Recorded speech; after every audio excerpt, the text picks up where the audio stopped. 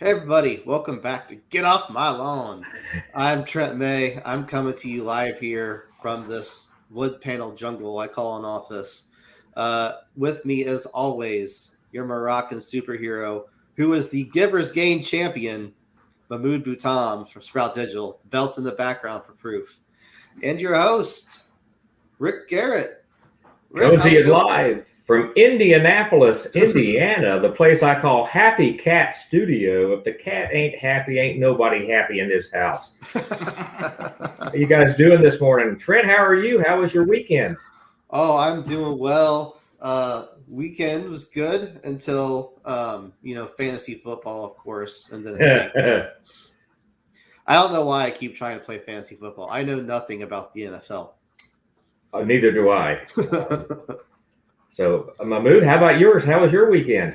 It was great. Just a family type of weekend. Saturday was the 1-year-old's birthday party, and then Sunday was we took him to this like farm, like a labyrinth and pumpkin patch and all that stuff. So Oh, that sounds like was fun. It fun. is that time of year. Yep, a lot of walking, a lot of pumpkins. Yeah, we actually built a fire on the back patio last night and roasted some hot dogs. A perfect fall weather evening meal, and I think we're going to do that again tonight. My wife made a big pot of chili, so we're going to do chili dogs tonight. Nice. It's a shame you guys are an hour and a half away. That sounds awesome. I will be actually camping in Indiana. This like starting Thursday, so there will be a lot of that, a lot of campfires and a lot of chili and dogs and stuff. We go to Waveland. Are you familiar with Waveland, Indiana? I think Rick is frozen. Oh no! Oh no! Oh, I think he's back. He's back. Welcome back, Rick. So we're talking about camping. Yes. So you're over by Shade State Park is where you're going to be. You know that area of the state very well. That's about an hour west of us. So for those watching, they're doing some road construction in our neighborhood, and we have lost internet already once this morning. So here's hoping that I don't get cut out in the middle of the broadcast. If I do, these two guys are very capable. So, last week we lost one of the comedy icons. We lost Mr. Norm Macdonald, star of Saturday Night Live and just an amazing comedian. Did you guys follow his career at all? Trent? Yeah, go ahead, Trent. Yeah, I did. I was a big fan of Saturday Night Live, and I also really enjoy stand-up comedy. Back when Comedy Central started, or at least when I got Comedy Central as a kid, and they would do like the little 15-20 minute stand-up specials. Right. I loved those, and so for me, I became a big fan of him. With the Saturday Night Live like Celebrity Jeopardy skits. Him playing Burt Reynolds was just fantastic. And then later on down the road, he essentially played that same character as Burt Reynolds' son in the show My Name is Earl. So yeah, I love Norm Macdonald's. Yeah, I love him too. I think my experience with him was... Rick? I'm here. Sorry, go ahead. Well, I missed all of that except I saw the picture of Burt Reynolds pop up of Norm Macdonald as Burt Reynolds. And I believe, didn't he always write his name out as Turd Ferguson on the name card? Yeah. Mahmoud, how about you? Were you a fan? Yeah, I didn't know Norm Macdonald until, I don't know, 5 years ago or something like that. Because I missed that part of SNL when he was doing. I've been a fan of SNL, but the later stuff, like the last, I want to say last 7 years or so, because I lived in Morocco back then when he was part of SNL, and I wasn't exposed to SNL back then, obviously. But what got me to discover him is, when they do the SNL Thanksgiving special, Christmas special, and then they bring all that old stuff. That's when I got to know him as, him with Will Ferrell doing, Jeopardy and doing the stuff with Sean Connery. And also I realized that he was doing the Weekend Update. He was doing the news part of of SNL, which I didn't know before. So that was Yeah, fun to I watch. loved him as the anchor in Weekend Update. That was such a great skit. And he had suffered from cancer for 10 years, which is quite a lengthy battle with that horrible disease. And, according to all accounts, had faced it with dignity and humor. And when I think about folks that battle difficult situations in their life, the ones that I see that go through it the best are the ones that face it with a healthy dose of humor. Mm-hmm. We forget, excuse me, we forget how much laughter and humor affects our mental and our emotional state. Whether it's a physical disability, a physical illness, or something else, he used that to get through it. I think not only just for you, but I think also probably for those around you, whether it be your spouse or your kids or coworkers. If you can help, find the humor in it, make light of it, I think it's going to help those around you also. Mm-hmm. That's a really fantastic point. We have the chance to affect people's lives in a very positive way, even when we're going through some great difficulties. Mm-hmm. And humor is a great way to do that. I kind of wanted to touch on something a little bit. We didn't get a chance to chat before the show, but in the world of comedy, Norm was a real rule breaker.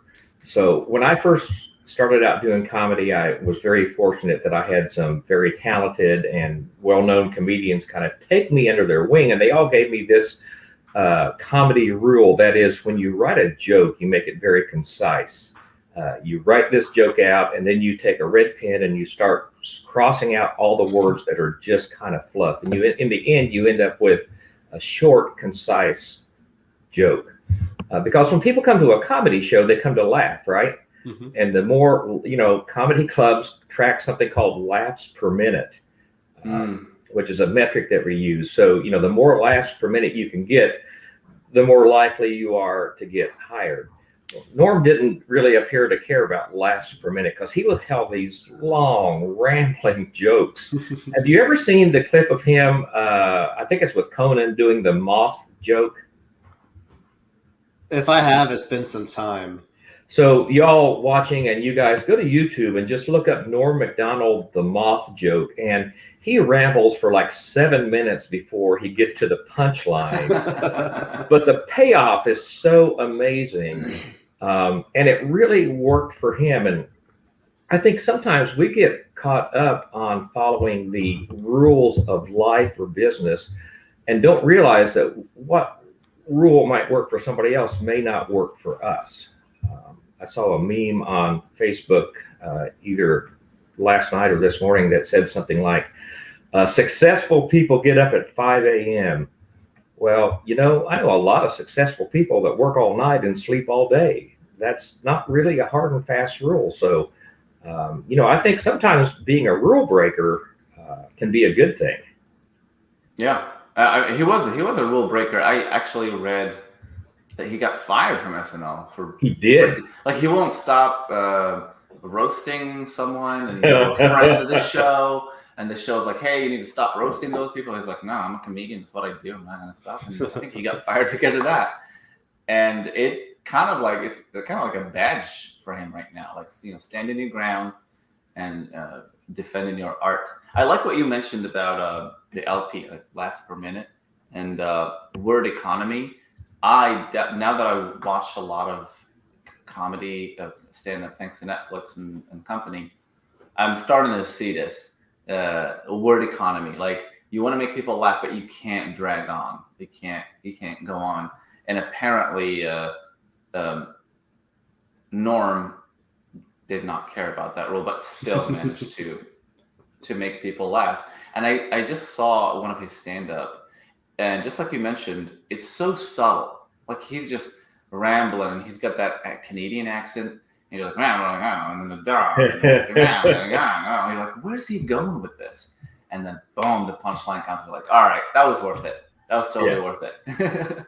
If you're going to ramble on, you better have a super strong punchline. And there are a few comedians that's their strength, kind of that rambling. Another one that comes to mind for me is Bob Newhart. who, younger people know more as an actor because of his show Newhart and the Bob Newhart Show. And then later he was guest starring as Professor Proton in the Big Bang Theory, which is such an amazing role. Mm-hmm. But if you go and listen to his early stand-up, he just rambled on and on, but the punches were so fantastic. It worked for him. Matter of fact, I believe, I would have to go back and verify this, but his album, you guys, do you know what albums are? You guys know what record albums are? I have seen one or two, yeah.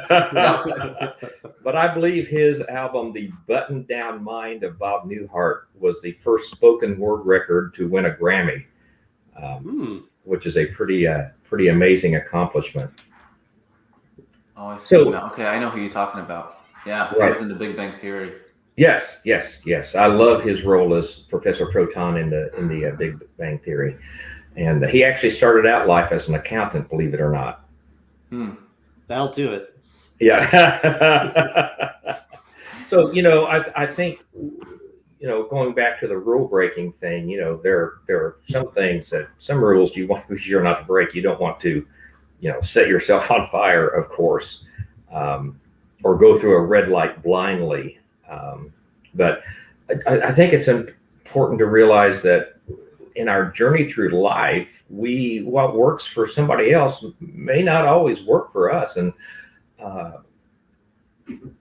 sometimes we get hung up on following the rules, and we just bang our head against the wall thinking, why isn't this working? Why isn't this working? Why isn't this working? Well, maybe it's because that's not for me. Mm-hmm. I remember hearing a story when I was getting into business about Vince McMahon's work schedule. And for those that don't know, he's owner of WWE, the wrestling company. And he will get up and get in a workout and then work all day. Usually have a show or something at night, have several meetings after the show, get to bed about 1 a.m., and we'll be back up at 4 to get back in the gym and start the day all over again. Damn. So usually at most 3 hours of sleep. Usually in those 3 hours of sleep, something will come to him in a dream, and he'll call one of his assistants up, call one of his producers up, and say, hey, what about this? And so the 3 hours of sleep isn't actually 3 hours. Right. That works for him. If most of us mortals tried that. That's crazy. And he's still in really good shape. Like, what is he in? I think it is late 60s or something. I don't know. Probably so, but he is big and jacked still. But that's a good example of, it doesn't work for everybody. Some people are just going to work themselves right into the grave if they do that. Yeah. Where for him, that's his happy place. I would wash right out with 3 hours of sleep. Mm-hmm. Oh my gosh, I would be worthless with just 3 hours of sleep. But I've heard of other successful people who do they kind of sleep in shifts. They'll sleep 2 or 3 hours at night and then take a nice nap in the morning and then maybe another one in the afternoon, and that really, really works for them. It refreshes them. I'm not a huge napper because my naps either are 5 minutes or 4 hours. It seems like. There's no in between. Yeah, they don't work with me either. I woke up in a different dimension completely. I wake up pretty messed up this morning. But who did that? Edison did that. Thomas Edison. He did. He never slept. He would just nap around the clock and go back to his lab. And whenever he's tired, he would nap and then come back. So there was no sleep schedule for him. He just slept when he needed. So, that's something I think for all of us to remember, that, what works for somebody else may not work for us. And I mentioned in our last Monday morning, being involved in the recovery community. And I've seen people who have really struggled with remaining alcohol or drug free or addicted to whatever else. And they just keep doing the same thing over and over and don't understand why it's not working. There's that old adage, the definition of insanity is doing the same thing over and over and expecting different results. I'm sure you guys have both heard that. I'm sure everybody watching has both heard that. Well, I think one of the hardest things as humans for us to do is when we're looking for results, we keep saying, I'm going to give it one more try. I'm going to give it one more try. I'm going to give it one more try. Instead of realizing, it's time to ditch this and try something completely new. Yeah. Because I've never been guilty of that. Well, trying something completely new is kind of like jumping off a cliff, right? Absolutely. You don't know what's going to happen. But the plus side of that is you don't know what's going to happen. Right. Yeah. It's scary, but then once you're on the other side, you're like, oh, that's not too bad. That's right. I just had that recently. We're switching programs with phone call. All of our clients' phone calls are going through a program. Now we're switching everything over to a new program. And that's a nightmare. But now it's starting to unfold, and you're like, well, it's not as bad as I thought. We always assume the worst, but we do. That's a great point. People would rather die than change. Change is super hard. I think comfortable. I think that's a human trait. We like to be where we are comfortable. And I was thinking about my own journey. One of the also hardest things for us, at least for me to do, is to take our own advice. Are we guilty of giving advice to other people and then not taking it ourselves? The mood. Yes. I mean, I've been guilty of that, and I also see it all the time. I do see it just business owners in general. You see that there's a blueprint, a very clear blueprint. You're like, if you do this, seriously, just do this, and you will be on your way to success. The blueprint is clear. Right. And you touch point with them 6 months, 9 months later, and it's nothing has happened. It's like, come on. We see it all the time. And when I think back on my own journey, I'm not sure if I have related this story to you or not, but so the way I got into stand-up comedy, I saw an ad that there was a venue in a town nearby that was having a comedy contest, and we had to write 5 minutes of original material. And I thought, well, this sounds like fun. So I wrote 5 minutes of original material, and my wife and I drove over to Brownsburg, Indiana to do this show. And we pulled up in the parking lot, and I got the worst case of nerves I've ever had in my life. Now, at that point, I'd been on stage like 35 years playing music. And I looked at my amazing wife and said, I don't think I can do this. And she looked me in the eye and she said, Rick, you have always told me you'll never know unless you try. And there, I almost didn't take my own advice, but I gave it a try, and it's ended up being an incredible journey. But, we will never know unless we try. And I think that's a hard thing for many of us to do. Absolutely. Take that leap of faith to jump off the cliff into the unknown and see what's going to happen. What happened that day? Did you not have your coffee, or you just panicked? I just panicked, it was something, music, I've been on stage for so many years as a musician. Music and comedy are completely different. For me, for a couple of reasons. Number one, I'd always had something between me and the audience. I'd had a guitar there was some kind of barrier between me and the audience. And I realized it was just going to be me and my thoughts and a microphone. There was nothing between me and the audience. The other thing is, in music, those of us that have been playing a long time, hello, kitty cat. He can be our mascot, right? He can be our mascot. That's Mr. CAT. So the other thing is, if you've been playing music for a long time, you probably know hundreds of songs by heart. Mm-hmm. So if you get caught, you can just pull one of those songs out of your brain and play it. But if you're doing comedy and you go blank, you can't tell another person's joke. That's a huge no-no in the comedy world. And that was really terrifying to me. So you were breaking a pattern that day. It was a first time for something. It was, absolutely. Okay. Well, that explains the panic. Yeah, I get. I can relate to that. I usually panic when I feel like I'm not prepared enough. like I have a presentation or whatever, and I kind of have like a little doubt that I'm prepared, that's when the panic sets in. I'm like, oh, you're prepared. You're good. You're good. You're good. You're good. Calm down. Yes. You got this. So do either one of you deal with the same thing I do, where you never feel like you're prepared enough? Oh yeah, all the time. Even if I've done a presentation so many times, when it's a new audience, I'm like, yeah, man, I don't know if I'm gonna hit the spot with this crowd. But it always works out. It does. How about you, Trent? I feel like it's something that's improved with time and experience. When I started in the business, I felt like that I never really was quite ready, or I wasn't as prepared as I should be, or I should have looked this up, or I should have looked that up.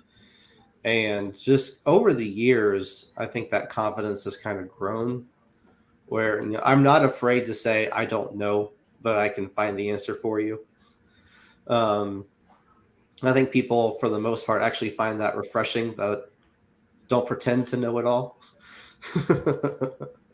I think that's really good. And I think those of us that are in some kind of a leadership position in business or, something like that, I think that is a great temptation for us just to kind of make up an answer on the spot.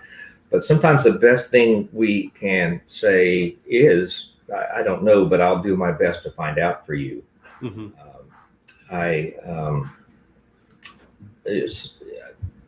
There are lots of facets to my life, and I kind of forget what we may have discussed. But I'm also a minister. I don't know if you guys knew that or not. Mm-hmm. But, I get really frustrated with ministers that have all the answers, because that's a field where I feel like the more that I learn, the less that I know. That's how it should be. Yes. And often my answer has become, boy, I don't know, but let's kind of take this journey together and see what we can find out. Mm-hmm. Absolutely. Yeah, it's kind of like the more, especially as a Christian, I think, like the more you understand about the faith, the worse you realize you are. That's great. That's fantastic. I have a question. Sorry, go ahead, Mahmood. Yes. I was just gonna say, I think I heard that worded differently. Someone said, the more you know, the more you realize you don't know, or something like that. Exactly. And I think that applies to pretty much any facet of our life. Mm-hmm. Facet, not faucet. So lots of good discussion this morning. Hey, I'm going to take a little different track for just a minute. Did you know that today is National Chocolate Milk Day? Oh, I did not. I think my kids already celebrated. Okay, I'm going to ask those viewing, whether you're viewing live or on the replay, to let us know when the last time you had chocolate milk was. It's been years for me. Mahmood, how about you? How long since you've had the chocolate milk? Well, I have young kids, so okay. Last week. Oh, okay. Yeah, I think last week. How about you, Trent? So we will usually get a gallon of milk and like a half gallon of chocolate milk. And the half gallon of chocolate milk will last about 2 days. Oh my goodness. Then it goes into time to break out the Hershey's. Yeah. So for those that did not get to watch last week, and this may be your first time, we are three men of three different ages and kind of three different cultures. Mahmoud grew up in Morocco. How long have you been in the States? 15 years. So I'm assuming you were a teenager when you moved here? No, I was actually 22. I'm 36 now. Holy cow, you look so young. Yeah, I have that baby face. I found the fountain of youth. Yeah, so I came here when I was 22, and then I was back and forth for a little bit, but officially at 25, I think I was like permanent here. Like I was already engaged and like into basically building my U.S. life. Right. The first 3 years were like, oh, I'll come here, do some school, go back, work, my master's degree, all that stuff. But yeah, I would say 15 years. And Trent is from rural Ohio, Greenville, correct? Yeah, small town my whole life. Is that the town that you grew up in? Mm-hmm. Yeah. And Greenville's, I'm assuming, 8,000 people. Oh, I don't know. But it's a small town, and I'm in Indianapolis. So, we're kind of three different age groups, just kind of talking about the issues of life. Today, we touched a little bit on humor and its role in healing and going through difficult times. I really love the point that Trent brought up, that we can use humor to help those around us when we're going through a difficult time. That's really, really important. And we talked a little bit about being a rule breaker and jumping off into the unknown. So I'm going to ask you guys, I'm going to put you all on the spot. Yes. All right. Uh-oh. I'm going to mention my own first. So you give you a minute to think. So I recently jumped off into the unknown by starting my podcast, which is called Rick's Ramble, something I've never done before. And it was scary, but I'm glad I did, because it's been an incredibly rewarding experience. I'm going to just start at the top. Mahmood, what's the last thing you did where you felt like you were kind of jumping off into the unknown, where you were kind of jumping off that cliff?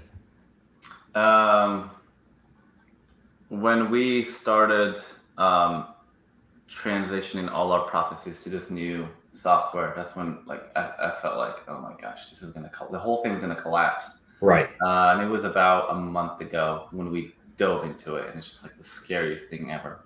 Like, what if we transition and all these issues start to come up? And when the issues start to come up, you have to time them by 25 or 30 clients or whatever. Right. So that issue that's going to happen, it's going to happen multiplied. So that scared the bejeez out of me. That was a big leap. The other leap was, I remember 4 years ago, hiring our first employee, transitioning from a solo printer to having your own stuff. That was a big leap, and that was scary too. Very good. How about you, Trent? I would say this whole business shenanigans experience, none of this was ever the plan. It was Mahmood and I talking about, what do we want to do to get ourselves out there more? And it turned into, well, instead of us putting ourselves over, let's put other people over instead. And so we would start with a Friday show. You were a guest on that show. Right. Put over a different small business, or just a entertainer, or someone who was just, trying to get themselves out there, make themselves some money, each Friday. And it grew into Heather's show on Monday, and Missy and Savannah each have a show, and talking about adding a cooking show right now. And I love that idea. Oh yeah, I'm loving that idea too. And Get Off My Lawn, which I think I'm really excited about this show, because I think it's just going to continue to evolve. I do too. But at the same time, I have this constant feeling of, I know there's a lot I don't know. You don't know what you don't know, but I know there's a lot I don't know in this whole realm, because all of this is brand new to me. And so, business shenanigans is probably like 6 months old. There's a lot of growth that needs to happen, a lot of stuff behind the scenes we probably should be doing. So that would probably be my answer. Awesome. And, when you're dealing with things like internet media, live shows and so on, that world is changing so fast. It's really difficult to keep up with it, I think. Mahmood probably can relate to that better than we can, but it just seems like it's changing on a daily basis almost.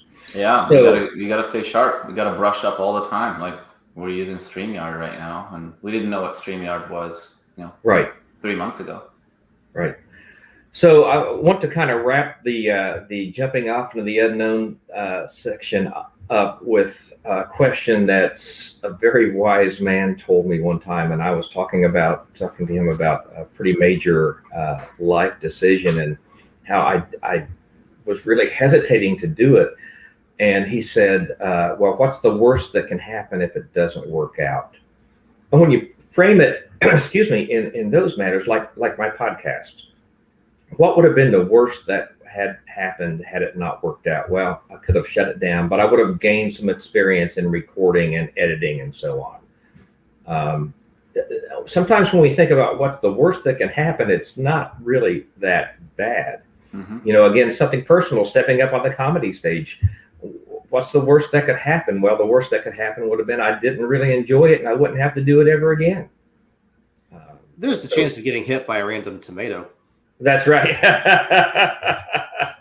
Happened to Fozzie Bear all the time. It did happen to Fozzie Bear all the time. So, well, we've had a really interesting discussion today, haven't we, fellas? Yes, sir. Absolutely.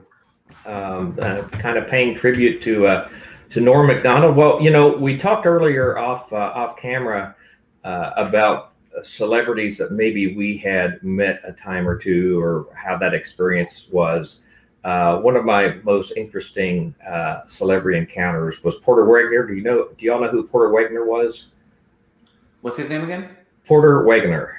Porter Wagner. No, I'm not. It's one of those things where I've heard the name so many times, but I can't tell you anything he was in. So people my age will remember Porter. He was a country music superstar in the 1960s and 1970s. He's the one that gave Dolly Parton her break. The first thing was she was on his TV show when she was like 16 years old. That's it. But I had the chance to meet Porter actually a couple of times. It was just an incredibly positive experience. He was kind and he was gentle, and this guy traveled like 300 days a year, so he had to be exhausted. But every time I saw or interacted with him somehow, he would like stay till the last fan was gone and sign autographs and visit and get pictures taken. And that has always stuck with me, because at that point he was not a young man. He was probably in his 70s, but still incredibly patient and kind. And that has always struck me, how he treated other people. Do either one of you guys have stories like that? I can't say I met any famous people yet. Other than Rick, of course. Yeah, we got to interview Rick Garrett. That was pretty cool. Well, I'm famous to my cats. You got to interview Drew Hastings. What'd you think about that? True. Yes. Drew is so cool. I don't know. I have a hard time like calling him a celebrity because he's so cool, and he just, I don't know. He's so laid back, and he's just a mayor, and so I don't know. I don't know if I want to call him a celebrity. He is known. His stuff is all over the place. But yeah, I didn't get a celebrity vibe from him. Yeah, he is very, very down to earth. And I think I read that he has an autobiography coming out maybe the first of the year. Yeah, he's supposed to hop back on in December. I'm very, very excited about reading that. So, and it's going to be an audiobook too, by the way.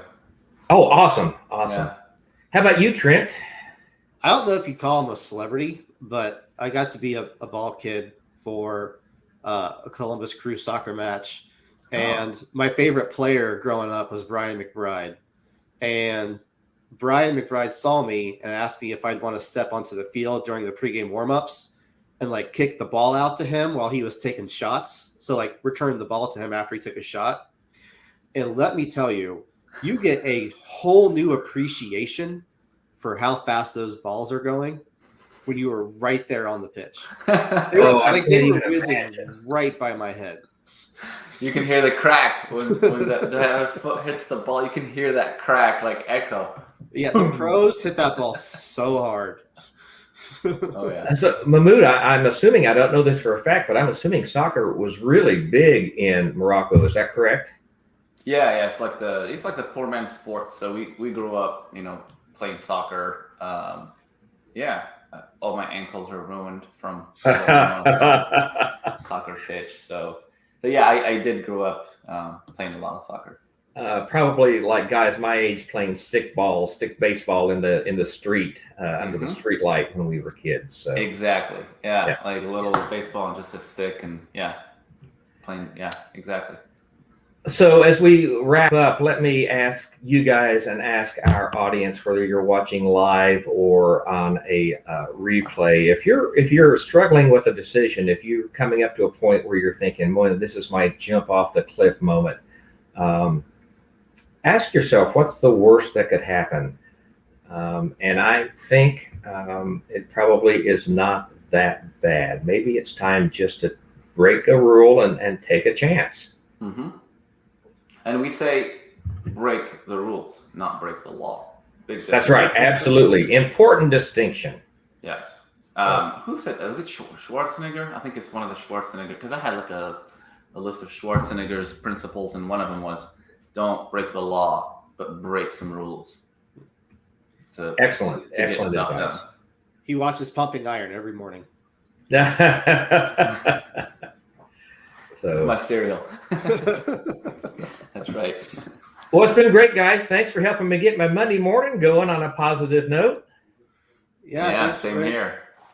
This is good. Thank you, guys. All right. We'll see you all next week. Take care.